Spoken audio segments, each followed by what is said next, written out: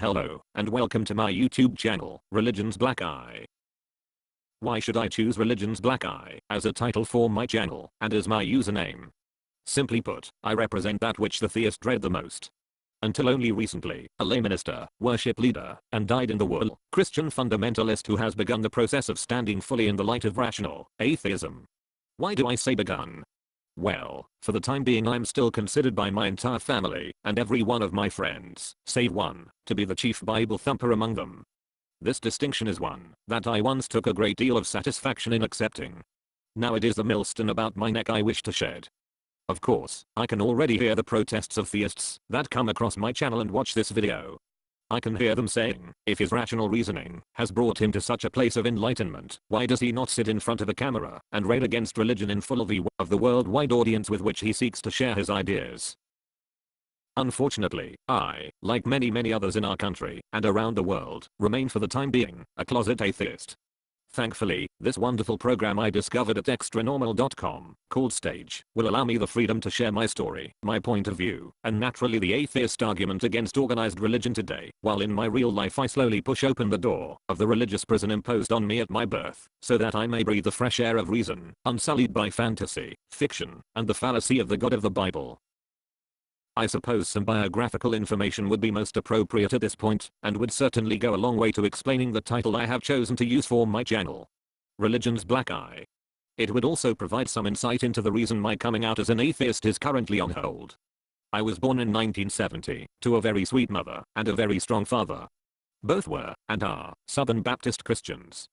Throughout my life my father played deacon to all of the churches to which we found ourselves in attendance, even serving as the associate pastor of one, while my mother took her place among the various committees governing each church. Yes, each church. My father was in the United States Army for the bulk of my life, and we moved over and over again throughout his career, thus meaning membership in multiple churches over the years. At the age of 8 years old, I surrendered my life to Christ and was saved. My salvation story will come at a later time, but for now, know that an eternal lake of fire for those that do not love the Christian God of love is more than enough to motivate a child to enter a church's baptismal pool. Fortunately for me, my father has always insisted that I ask questions. As a matter of fact, my father is a great student of all religions. His library is full of books on the world's religions. My father will be the subject of one of my posts in the future, but for now it is enough to know that he was a wonderful father that taught me how to think rationally.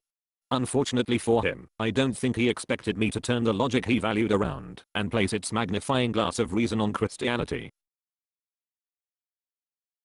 I must admit, this is one of the reasons that I find myself at 39 years old, a closet atheist. How will my father respond to the knowledge that his boy, who once preached from the pulpit, and who lead a congregation in song every Sunday, has taken his gift for oratory, and his father's gift of reason, miles away from the sanctuary of his father's God, and has applied it to the exaltation of the freedom found in the truth of atheism? So, here I have demonstrated one of the reasons for this animated cloak, and the role I'm constrained to play, much like the Emerald City's secret impresario. Only in my case, I yearn for the day that the curtain is thrown aside and I'm released from the shackles of religion entirely. What will I do with this newfound forum? Well, here are a few of the things I want to cover over the coming weeks and months. First, I want to create a video that explains how I came to reject Christianity and accept a wonderful world without a deity. Friends, there is no God waiting, watching, and worried about every step you take, every move you make, every breath you take. Sadly, and I know many will not accept this, but the Bible is a work of fiction. I will cover that in a future video as well. I also intend to address the horrors of the Bible, both Old and New Testament. I'll explain where a person gets their moral center, if not from God. Another favorite of mine will be the picking and choosing of Old Testament law. Very few like the lesson I taught in my Sunday school class, and will present again here, about tithing. Trust me, no one in your church leadership wants you to study tithing. No one. I will address the misogynistic bent of the Bible. Sorry Christian ladies, but dolling up with makeup and pulling out your Sunday best is in direct defiance of New Testament teaching. What about the absurdities of the Bible? Talking animals such as the snake, or how about the talking donkey most Christians don't even know about? I sincerely hope that you will join me as we discover more about fiction sold as fact, and the real freedom found in finally letting go of God. Until next time, I am Religion's Black Eye, an insider leading the way out.